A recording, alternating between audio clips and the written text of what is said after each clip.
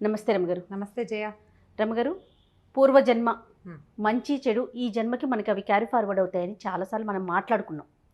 అయితే చెడు జరిగినప్పుడు ఎక్కువగా అనుకుంటూ ఉంటాం, ఏ జన్మలోనో ఏదో పాపం చేసుకున్నాం, ఏదో జరిగింది, దానివల్ల ఈ జన్మలో అనుభవిస్తున్నారు, అనుభవిస్తాము అని. అది మంచికి అంత తొందరగా అనుకోలేకపోతాం రమగారు. అది పూర్వజన్మ నుంచి వచ్చింది అనుకోలేము. క్రెడిట్ మొత్తం నాదే, పక్కన వాళ్ళకి కూడా వెళ్ళొద్దు కనీసం. అలాంటి ఆలోచన ఉంటుంది కదా. జనరల్గా చేస్తారు, కానీ మన తాలూకు సుఖ దుఃఖాలు ఎక్కువ భాగం మనం ముందు నుంచి తెచ్చుకున్నవే ఉంటాయి. ఇప్పుడు చేసే క్రియలు, ఆలోచనలు అవి ఈనాటివి. కానీ మనకి ఏదైనా చాలా ఇబ్బందికరమైన పరిస్థితి, మరణాలు లేదా అనారోగ్యాలు, అవన్నీ కూడా పూర్వజన్మ నుంచి క్యారీ ఫార్వర్డ్ అవుతాయి ఖచ్చితంగా.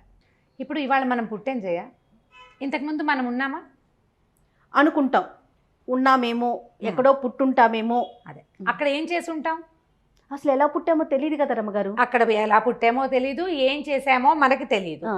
కానీ ఇప్పుడు పుట్టేశాం మనం. ఆ ఏం చేసామో నీకు నాకు తెలియదు, కానీ మన చుట్టూతా కొంత ప్రపంచం ఉంది మనమే కాకుండా. వీటిని మనం ఏమంటాము? పంచభూతాలు అంటాం. పంచభూతాలనే పృథివ్య తేజో వాయురాకాశాలు. అవును, మనం మామూలుగా చెప్పుకునేటిది నిప్పు, నీరు, భూమి, ఆకాశము, గాలి. ఈ 5 వీటితో పాటు ఎప్పుడు ఉండేవాళ్ళు సూర్యుడు, చంద్రుడు, వీళ్ళు 7. దీంతోపాటు మనసు అనేది ఒకటి ఉంటుంది. అది చూస్తూనే ఉంటుంది. అది మనతో పాటు ప్రయాణం చేస్తుంది. ఈ గుంపంతా ఉంటారు.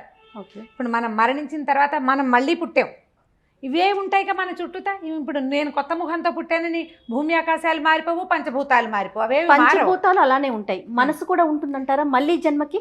ఉంటుంది, అది ప్రయాణం చేస్తుంది.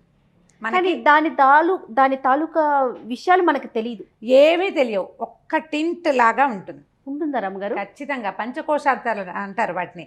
అమ్మవారిని పంచకోశాంతర స్థిత అని చెప్తారు. 5 కోశాలలో ఉంటుంది అమ్మవారు అని. వాట్లల్లో ఒక్క కోశం, శరీరము పంచకోశాలతోటి నిర్మించబడి ఉంటుంది. ఒకటి జీవుణ్ణి అనుసరిస్తుంది, అది కూడా ఏంటంటే పూర్తి స్థాయిలో అనుసరించదు, సూక్ష్మ రూపంలో అనుసరిస్తుంది.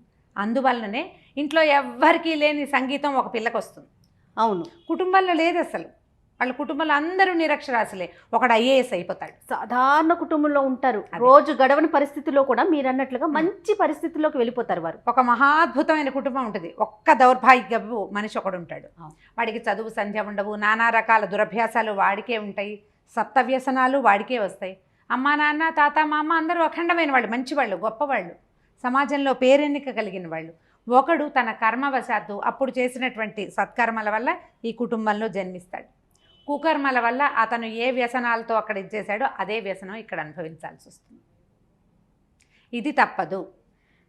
సో ఇప్పుడు మీరు చెప్పిన దాన్ని బట్టి మంచికైనా చెడుకైనా గత జన్మ అనేది ఒక లైన్ మన వెనకాల ఉంది అంతే. దాన్ని మనం రెండిటికి గుర్తుంచుకోవాలి. అందుకని మనకి ఇప్పుడు ఏం చెప్తారు? సత్కర్మలు చెయ్యి, సరైన పని చెయ్యి, లేకపోతే ఇది నీ వెనకాల పడి వస్తుంది. నువ్వు మంచి పని చేస్తే నీ వెనకాల వస్తుంది, నిన్ను మంచి దారిలోకి తీసుకెళ్తుంది. అవును, నువ్వు సరైన పని చేయకపోతే నువ్వు ఎలాగ పుడతావో. ఇప్పుడు చూడు, దేవాలయం ఇప్పుడు డబ్బులు తినేసినాడు కుక్కై పుడతాడని వింటుంటామా?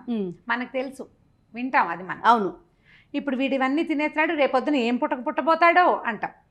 మనకి ఈ శాస్త్రం తెలియదు, వ్యవహారం అంతా తెలియదు, కానీ ఈ మాటలు మనకు తెలుసు. ఇది ఎలాగూ జరగబోయేది.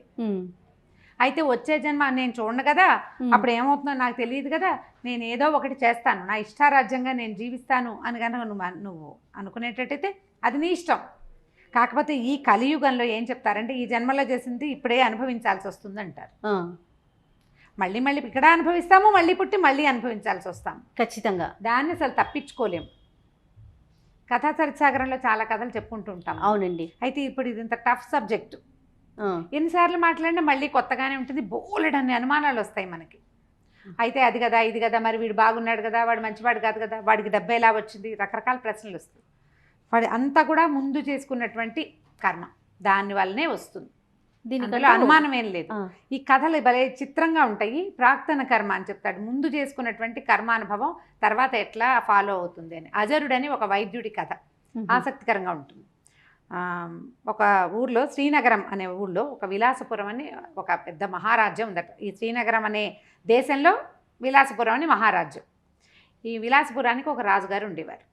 ఆయనకి కమలప్రభని చాలా సౌందర్యవతి అయిన భార్య ఉండేదట. చాలా సంతోషంగా ఉండేవాడు. కొంచెం 45-47 ఇయర్స్ వచ్చేసరికల్లా ఆయనకి కొంచెం వృద్ధాప్యపు సూచనలు కనపడేవి మొహం మీద. జుట్టు కొంచెం తెల్లబడింది, ముంగురులు తెల్లబడతాయి. చాలామందికి ముందు జుట్టు తెల్లబడుతుంది కదా. ఆయన అద్దం చూసుకున్నప్పుడల్లా ఆయనకి బెంగొచ్చేది. ఏమిటి ఇలా ముసలాండి అయిపోతున్నాను నేను? ఈ ముసలి మొహంతో భార్యను సమీపించడానికి సిగ్గుగా ఉండేది ఆయనకి. భార్యాభర్త ఓ ఇంట్లో ఉండరు రాజులు. ఆవిడ అంతఃపురం వేరు, వేరు, ఈయన అతనిది భవనం వేరు. ఈయన 2 రోజులకి, రోజు విడిచి రోజు 3 రోజులకు ఒకసారి ఆవిడ దగ్గరికి వెళ్తూ ఉండేవారు. అలాగే జరిగేవి అప్పట్లో. ఈ వ్యవహారంలో ఆ భార్యను చూడడానికి ఆయనకి సిగ్గుగా ఉండేది. ఎవరైనా ఈ ముదిమిని పోగొట్టే వైద్యుడు దొరుకుతాడా అని ప్రయత్నం చేసేవారు. ప్రయత్నం చేసే మంత్రులంతా ముదిమి వయసుతోటి వస్తుంది, ఇవాళ మీరు పెద్దవాళ్ళైతే మీకంటే 10 ఏళ్ళు చిన్నదైన రాణిగారు ముసిలిది అవ్వదు, ఆవిడే అవుతుంది సహజంగానే. అయినా కూడా ఈయనకి కొంచెం దిగులుగా ఉండేది, ఎప్పుడు అద్దం చూసుకుంటూ ఉండేవాడు. అయితే ఏమైందంటే రాజుగారికి ఇలాంటి ఉద్దేశాలు ఉన్నాయని తెలుసుకుని అజరుడు అనేటువంటి ఒక డాక్టర్, ఒక వైద్యుడు, భిషగ్వరుడు అని రాస్తారు. ఆయన ఏమన్నాడంటే మీ ముదిమిని పోగొట్టేస్తాను నేను అన్నాడు. అనేసరికల్లా ఆయన చాలా ఉత్సాహం వచ్చింది. ఏం చేయమంటావు చెప్పు, ఏం కావాలి, దీనికి పులిపాలు కావాలా, సింహం పాలు కావాలా, ఏనుగు దంతం కావాలా అన్నీ అడిగాయి. ఆయన అన్నాడు ఏం అక్కర్లేదు, మీరు ఒక 6 నెలలు భూగృహంలో ఉండాలి ఏకాంతంగా, నేను ఒక్కడే చూస్తాను మిమ్మల్ని, నేనే మీకు వైద్యం చేస్తానన్నాడు. అవన్నీ ఎక్కడ కుదురుతాయి అలా రాజు ఒప్పుకున్నాడు. ఎగిరి గంతేసి ఒప్పుకున్నాడు. మంత్రులంతా అన్నారు ఎందుకు వచ్చిందండి, అది చాలా కష్టము, పైగా ఈ 6 నెలలు ఏకాంతంగా ఉంటూ వాడు ఏం చేస్తాడో మాకు నమ్మకం లేదంటే ఆయన ఒప్పుకోలే. భార్యకి చెప్పాడు, సైన్యాధిపతులకి, వారికి వీరికి అందరికీ చెప్పాడు, నేను యవ్వనవంతున్నై తిరిగి వస్తాను, 6 నెలల పాటు రాజ్యాన్ని బాగా చూడండి అన్నాడు. ఈ అజరుడు ఏం చేశాడు, ఈయనకి ఒక పెద్ద పాతాళ గృహం నిర్మింపజేశాడు, తన దగ్గరే ఉన్నాడు. ఈ పెద్ద రాజభవనం కింద అడుగున సెల్లార్ లాంటిది లోపలికి నిర్మించి రాజుగారు ఒక్కడే ఉంటాడు. ఒక్క సేవకుడితోటి మంచి ఈయన వస్తాడనమాట, రాజవైద్యుడు ఒక సేవకుడు తీసుకుని రోజు వచ్చి ఆయనకి ఏవో మందులు రాసి మొహానికి పూసి ఫేస్ ప్యాక్లు అవి వేసి చేస్తాడు. ఆయన ఒక్కడే వస్తున్నాడు. 2 నెలలు గడిచినాయి. రాజుగారు అద్దం చూసుకుని ఇంకా ముసలి మొహం పడి, ఇప్పుడు ఏమైంది ఆయనకి, ఏకాంతము, ఒంటరిగా ఉండటము, రాజ్యం ఏమైపోతుందో అని దిగులు, తొందరగా యంగ్నెస్ వస్తుందో రాదో అన్న బెంగ, వీటితో పాటు రోజు రోజుకి పెరిగే వయసు ఒక పెరుగుతుంది కదా, 2 నెలలు పెరిగితే 2 నెలలు పెరిగినట్టే. ఈయన ఇంకా తగ్గట్లేదు, ఇంకా ఇదైపోతున్నాను అదైపోతున్నాను అంటే ఏమీ లేదు, త్వరలో వస్తుంది, అలా వస్తుంది, ఇలా వస్తుంది అని చెప్పేవాడు. ఈ 2 నెలల్లో ఈ అజరుడు ఏం చేశాడంటే రాజుగారంతా ఎత్తు పొడుగు ఉండి కాస్త అటు ఇటుగా మొహకవళికలు రాజుగారిలాగా ఉన్నవాడి కోసం వేటాడాడు రాజ్యం అంతా. 3 నెలలు తిరిగేసరికి ఒకడు దొరికాడు. రాజంతే ఎత్తు పొడుగు, అంతే మనిషి, అంతే లావు, తర్వాత మొహం అది దాదాపుగా అలాగే ఉంది షేపు. రాజుకి 48-49 సంవత్సరాలు వచ్చినాయి, వీడు ఒక 25 ఏళ్ళవాడు, బిగువుగా ఉంటుంది స్కిన్ అది కదా. సరే ఏం చేశాడు, 3 నెలలు తిరగగానే రాజుగారిని సంహరించి సముద్రంలోకి తోసేశాడు. ఆ ప్లేస్లోకి తను ఏ కుర్రవాడిని అయితే రాజు లాగా ఉన్నవాడిని పట్టుకున్నాడో వాడిని ప్రవేశపెట్టాడు.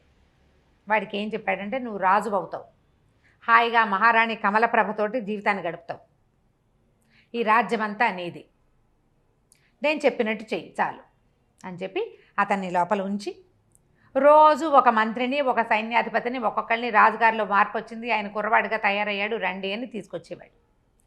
మెల్లిగా ఈ మంత్రులు వాళ్ళ ఆనుపానులు, వాళ్ళ వ్యవహారాలు, మధ్యలో మహారాణి కమలప్రభ ఆవిడ తాలూకు చెలికత్తెలు ఒక్కొక్కళ్ళు అలవాటయ్యారు. రాజుగారిని ముట్టుకోకూడదు, బాగా వెలుతురున్న చోట కూర్చోబెడితే ఆయనకి మొహం పాడవుతుంది, అలాంటివి చెప్పి వాళ్ళు డైరెక్ట్గా ఆయన్ని చూడనివ్వకుండా చేసాడు. 3 నెలలు గడిచేసరికల్లా ఈ జనం అందరికీ ఈ కొత్త రాజుగారు యంగ్గా అయిపోయిన, ఇప్పుడు మనమే ఒక 15 సంవత్సరాల తర్వాత, ఇప్పుడు ఉన్న మొహం 15 ఏళ్ల తర్వాత నా మొహాన్ని నేను చూసుకుంటే మనం గుర్తుపట్టలేము. అవును, గుర్తుపట్టలేకపోతాం, ఎందుకంటే చెంపలు అవి టైట్గా ఉంటాయి. 20 ఏళ్ళు 25 ఏళ్ల వయసు వేరు, 50 వచ్చేసరికల్లా డిఫరెన్స్ వచ్చేస్తుంది. ఆ ఫోటో ఈ ఫోటో దగ్గర పెట్టుకుంటే పోలిక ఒకలా ఉంటుంది, కానీ షేప్స్ మారిపోతాయి. ఎవరో అట్లా అలాగే ఉండేవాళ్ళు. ఎవరో అమృతం తాగిన వాళ్ళు ఎవరుంటారు, ఎంతో కొంత మార్పులు వచ్చేస్తాయి కదా. హెయిర్ లైన్ దగ్గర నుంచి మారిపోతుంది, జుట్టు ఊడిపోతుంది, పెరిగిపోతుంది, పక్కెళ్ళిపోతుంది, పాపిడి పెద్దదైపోతుంది, చాలా రమ్మగారు. మనకి కిందటి సంవత్సరం చేసిన వీడియోలు ఇప్పుడు ఒకసారి చూడండి, ఎంత మార్పు కనిపించేస్తుందో. సహజం కదా, సహజం కదా అది. అంతే. సరే ఏమైంది, 6 నెలలు తిరిగిపోయినాయి, కొత్త రాజుగారిని ప్రవేశపెట్టాడు. ఈయన ఈ లోపల రాజుగారి లాగా నడవటం, నుంచోటం, మాట్లాడడం అన్నీ నేర్చుకున్నాడు అబ్బాయి. మంచి చురుకైన వాడు. తర్వాత చక్కగా రాజ్యాన్ని వెళ్ళటం మొదలుపెట్టాడు. రాణి కమలప్రభతోటి హాయిగా ఉన్నాడు.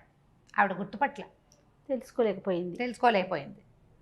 ఆయన 25 ఏళ్ల వయసులో ఆయన ఎలా ఉన్నాడో ఆయన ఉత్సాహవంతుడిగా ఉండటం తెలుసు. 25 ఏళ్ల కుర్రాడికి న్యాచురల్లీ ఉంటుంది. ప్రత్యేకమైనవి ఏమీ లేవు, పాత అలవాట్లన్నీ మార్చుకున్నానని ముందే చెప్పుకున్నాడు. దాంతో అన్నీ మారిపోయినాయి. కొన్ని తినచ్చు, కొన్ని తినకూడనివి. రాజుగారికి స్వీట్ అంటే ఇష్టం, స్వీట్లు తినకూడదన్నాడు ఈయన. అబ్బాయి తిండు, ఇతను కారమే తింటాడు, స్వీట్లు తినకూడదు కాబట్టి అవి మానేశాడు. అట్లా అడ్జస్ట్ చేసేసుకున్నారు. రోజులు గడిచినాయి. ఇతను ఏం చేశాడు, తన పాత స్నేహితులు ఇద్దరిని పిలుచుకొచ్చాడు. ఆ ఇద్దరు స్నేహితులకి చక్కగా 2 గ్రామాలు 4-5 గ్రామాలు అవి ఇచ్చి వాళ్ళని కూడా తనతో సమానంగా చేసి వాళ్ళని తన పక్కన పెట్టుకున్నాడు. ఈ అజరుణ్ణి మాత్రం వీడు మోసగాడు, రాజుని చంపి తనని ప్రవేశపెట్టాడు. ఆయనతో క్లోజ్గా ఉండేవాడు కాదు, కొంచెం పక్కకు పెట్టేవాడు. తెలివిగలవాడు. సరే, కొద్ది రోజులు గడిచేసరికల్లా అజరుడి కొళ్ళు మండిపోయింది. వీడేమిటి, నేను నిలబెట్టిన బొమ్మ వీడు వేషాలు వేస్తున్నాడని ఒకరోజు నిలదీశాడు. ఏంటి నువ్వు వేషాలు వేస్తున్నావు అన్నాడు. అనేసరికల్లా ఈయనేమన్నాడు, నువ్వు ఇచ్చిన జీవితమే ఇది, నిజం అయినంత మాత్రాన ఏది ఇప్పుడు నువ్వు బయట పెట్టవు. నిన్ను నాతో ఉంచుకొని నిన్ను బతికి ఉండనిచ్చాను, నువ్వు సంతోషించు, దానికి నీకు అవసరమైంది ఇస్తాను, అంతేగాని నా రాజుకి నీ చేతిలో కీలుబొమ్మగా చేసుకోవాలని చూడకు.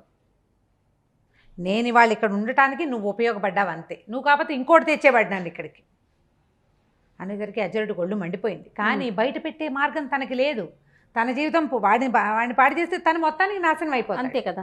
అందుకని అక్కడక్కడే తిరుగుతూ ఉండేవాడు. ఒకనాడు ఈ రాజు, అతని తాలూకు 2 స్నేహితులు, 2-3 మంత్రులు ఈ అజరుణ్ణి కూడా తీసుకుని ఒక చోట షికారుకి వెళ్ళారు. అట్లా నడిచిపోతుంటే పైనుంచి నీళ్ళు వస్తున్న ఒక చెరువులో, పైకి ఎక్కడి నుంచో ఆ చెరువులోకి నీళ్ళు వస్తాయి, బంగారు కమలాలు కొట్టుకొచ్చినాయి. అందరు కేరింతలు కొట్టారు. అయ్యో అయ్యో ఏదో పువ్వులు వస్తున్నాయి, చుట్టూ బంగారంగా ఉన్నాయని. ఈయన నీటిలోకి దూకి పువ్వులు చేత్తో పుచ్చుకున్నాడు. సంతోషించి అజరుణ్ణి అన్నాడు, అజరా నువ్వు ఈ పువ్వులు ఎక్కడి నుంచి పుట్టుకొస్తున్నాయో అక్కడ చూసిరా అని పంపించాడు. మిగిలిన వాళ్ళంతా అజరుడిని తన మీద ఆపేక్షతో పంపించాడని భావించారు. అజరుడు తను ఏదైనా సంహరించడానికి పంపాడేమోనని భావించాడు. ఇక మరి రాజాజ్ఞ, ఒక ఒంటరిగా ఉన్నప్పుడు నువ్వు చెప్తే ఏం చేసేది ఏమిటి అన్ను, ఇక్కడ ఇంతమంది ఉన్నారు కదా, ఏం అనలేకపోయాడు. అజరుడు నడవటం మొదలుపెట్టాడు. అతను దూరంగా వెళ్ళటం చూసి వీళ్ళంతా రాజకోటలోకి వెళ్ళిపోయారు. ఈ నడిచి ముందుకు వెళ్ళిన అజరుడు చాలా దూరం వెళ్ళాక ఒక పెద్ద మర్రి చెట్టు కొసన వేళ్లాడుతున్న ఒక మానవ కంకాళం కనపడింది అతనికి. తను అక్కడికి వెళ్ళాక చిన్న మబ్బు బట్టి వాన పడింది. వాన చినుకులు కొన్ని ఈ కంకాళం మీద పడుతున్నాయి. కంకాళం మీద పడినటువంటి వాన చినుకు నీటిలో పడంగానే బంగారు పుష్పం అయిపోతాం. అబ్బా, ఆ పుష్పమే పైనుంచి కొట్టుకొచ్చి ఈ చెరువులోకి వస్తాం. నేను ఆశ్చర్యపోయాడు. ఏమిటి వీడికి, ఎవడిది మానవ కంకాళం, మనిషి కనపడుతున్నాడు, డెడ్ బాడీ, అస్థిపంజరం లాంటిది. కంకాళం అస్థిపంజరం, మానవుని అస్థిపంజరం మనకు తెలుస్తుంది కదా, దాని తల అన్నీ కనపడుతున్నాయి. ఏమిటి విషయం, ఎలా సాధ్యం అని చెప్పి ఏం చేశాడు, ఏమనుకున్నాడు, చూద్దాం ఏమవుతుందోనని ఆ చెట్టెక్కి ఆ కంకాళాన్ని నీటిలోకి తోసేసి దిగి నడుచుకుంటూ వెళ్ళిపోయాడు. మళ్ళీ వెనక్కి వచ్చాడు రాజుగారి దగ్గరికి. ఆయన అడిగాడు, రాజు, అజరా కంకాళం కనపడిందా? కనపడింది అన్నాడు. చాలా చిత్రమైన చోటు కాదు అది అన్నాడు. చాలా చిత్రంగా ఉంది, ఏమిటో ఆ ఆశ్చర్యానికి కారణం తెలియదు. నేను కంకాళం పడేస్తే ఏదైనా జరుగుతుందేమో అనుకున్నా, కానీ ఏమీ జరగలేదు. ముందు మాత్రం నేను చూశాను, దాని మీద నుంచి పడినటువంటి నీటి బిందువులన్నీ బంగారు పువ్వులు అయిపోయినాయి. అవి కొట్టుకొస్తున్నాయి, ఎటు పడితే అటు కొట్టుకెళ్ళిపోతున్నాయి, ఒకటి మన ఊళ్ళోకి వస్తుంది అనేసరికల్లా ఇతను చెప్పాడు, ఆ కంకాళం నాదే, నా పూర్వ జన్మ అది. రాజభోగాలు ఆశించి విపరీతంగా తపస్సు చేశాను. మరణించిన తర్వాత నాకు ఈ రాజుగా ఈ రకంగా ఇలాంటి అవకాశం ఇచ్చింది విధి. నీటిలోకి తోసి మంచి పని చేసావు. నా పూర్వజన్మలో స్నేహితులే నేను తీసుకొచ్చిన నా సన్నిహితులు 2. నేను అప్పుడు చేసినటువంటి తపస్సు యొక్క ఫలితము ఇప్పుడు రాజుగా ఈ రకంగా అనుభవించేందుకు నాకు అవకాశం లభించింది. ఎవరైనా సరే వ్యక్తుల సహాయం, నేను సహాయం చేస్తేనే వీడు పెద్దవాడయ్యాడు అని చెప్పుకోకూడదు. మనం ఒక కారణం అవుతాం. వాడు ఉచ్చ స్థితిలోకి వెళ్ళాలని వాడు ఇక్కడ రాసుకుని వస్తాడు. దానికి సరిపడా క్రియ ముందు జన్మలో చేసి వస్తాడు. దీనికి వ్యాజం కారణం మనం అవుతాం. నువ్వు ఆ కారణాన్ని అయ్యావు అజరా, అంతకంటే ఏదీ లేదు. అక్కడ కంకాళం ఉందని, దాన్ని స్పృశించే బంగారు కమలాలు వస్తాయని నాకు తెలుసు. నేను చేసిన తపస్సు యొక్క ఫలితం అది అని చెప్పాడు. ఆ తర్వాత అజరుడు ఇంకా రాజుని గురించి మాట్లాడటం మానేశాడు. ఇతనికి ఏం దొరికింది? తనని నమ్మిన మహారాజుని సంహరించి ఒక కొత్త వాడికి రాజు అయ్యేందుకు అవకాశం ఇచ్చే ఇది వీడి విధిది. ఆ తర్వాత అంతకుముందు మామూలు వైద్యుడు, ఇప్పుడు రాజవైద్యుడు బాగా సంపాదించుకుని హాయిగా ఉంటున్నాడు. వీడి సంపాదన ఇలా పెట్టాడు దేవుడు. దేవుడు అంటే విధి. ఇవన్నీ కూడా మనం ముందు చేసుకుని వస్తాం. అందుకు ఇప్పుడు సరి అయిన క్రియ చేయి. ఈ జీవితంలో మనకి ఏం చెప్పబడిందో, మనం ఏ ధర్మాన్ని అనుసరించాలని మన పూర్వులు పెద్దవాళ్ళు, మన ధర్మం ఏది మనకి బోధించిందో అది చెయ్యి. ధర్మేతర కార్యాన్ని చేయొద్దు. ధర్మానికి అమెండ్మెంట్స్ చాలా ఉంటాయి. ఆ అమెండ్మెంట్ తెలుసుకో. నువ్వు ఇది చేయలేకపోతే దానికి తగింది చెయ్యి. అబద్ధం చెప్పద్దు. నువ్వు అబద్ధమే చెప్పాల్సి వస్తుంది. అప్పుడు మౌనంగా ఉండు. అదేదో పూజ చేయాలి, రోజు నిత్యము ఆరాధన చేయాలి. నువ్వు చేయలేవు. పొద్దున్న లేచి సూర్యుడికి దండం పెట్టు. ప్రతిరోజు చిన్న మార్పులు చేసుకోమంటున్నారు, అంతేనండి? అంతే. ధర్మాచరణ ముఖ్యము. నువ్వు సరి అయిన క్రియ చేస్తే నీ తర్వాత జీవితం కూడా సరి అయినదిగా పరిణమించేందుకు అవకాశం ఉంది. నేను కథ చెప్పాను, కానీ మనకి వేమన పద్యాలతో సహా ప్రతిదీ ఇదే చెప్తుంది. అంతే. మనం ఏట్ల మధ్య దొండ గింజ పెట్టాం, దొండ మొక్క పెట్టాం, దొండకాయలు కాస్తుంది. చేతి దొండ పెట్టావనుకో ఏం కాయ కాస్తుంది? కూర వండుకోగలమా మనం? చేతి దొండే కదా. అంతే కదా. సరి అయిన విత్తనాన్ని నాటితే సరి అయిన చెట్టు మన విత్తనంలో ఉంది. మనం అది సరి అయిన క్రియ చేయాలి. కుక్రియలు కుకర్మలకి వెళ్ళొద్దు. నేనే గొప్ప, వారు కొంచెం ఒక మంచి పరిస్థితిలో ఉండటానికి దానికి నేనే కారణం అని భుజాలు ఎగరేయొద్దు. భుజాలు ఎగరేయటం కూడా అనవసరమే. ఎందుకంటే వాడు అక్కడ ఉండాలని వాడు రాసుకొచ్చుకున్నాడు. నువ్వు దానికి కారణమయ్యావు. అంతే. కరెక్టే. ఆ మనిషికి కృతజ్ఞత భావం ఉండాలి కదా రమ్మగారు. వాడి కర్మానుభవాన్ని బట్టి వాడికి ఉంటుంది. అప్పుడు మళ్ళీ జన్మలో అతను అనుభవిస్తాడుగా. వాడి కృతజ్ఞత ఉందనుకో, వాడికి సుకర్మ చేసినట్టు. లేదు, ఇదంతా నాదే క్రెడిట్, నా గొప్పతనంతో, నా పూర్వ జన్మతోనే నేను ఈ పరిస్థితిలో ఉన్నాననే భావన ఉందనుకోండి, ఇప్పుడు వాళ్ళు ఖచ్చితంగా మరో జన్మలో వాడు అనుభవించాల్సిందే. అంతే. మన ఆలోచనలు, మన విధానాలు మన తాలూకు భవిష్యత్తుని, మరు జన్మని నిర్దేశిస్తాయి. వాటిని సెటిల్ చేసేవి ఇవే. బహుశా ఇలాంటివి ఉండబట్టే ఈ జన్మలో సక్రమంగా ఉండటానికి ప్రయత్నం అన్నా చెయ్యి అని చెప్తారు. అంతే కదా. అంతే. ఇప్పుడు సరిగ్గా ఉంటే కృతజ్ఞతగా ఉండు, భక్తిగా ఉండు, ధర్మపరత్వంగా ఉండు. సాధ్యమైనంత సహాయం చేయలేకపోతే పోనీ బాని, కనీసం అపాయం అవతల వాడికి ఇబ్బంది పెట్టకు. అదైనా చెయ్యి, ఇబ్బంది అయినా పెట్టకుండా ఉండాలి. అందుకని ఈ కథలు చెప్పుకుంటాం మనం. ఖచ్చితంగా అండి, ఖచ్చితంగా ప్రతి ఒక్కరికి తెలియాల్సిన కథలు ఇలాంటివన్నీ కూడా. అంటే మన జీవితానికి సంబంధించిన విషయాలు కదా రమ్మగారు. అద్భుతం, చాలా బాగుందండి. నమస్తే రమ్మగారు. నమస్తే జయ.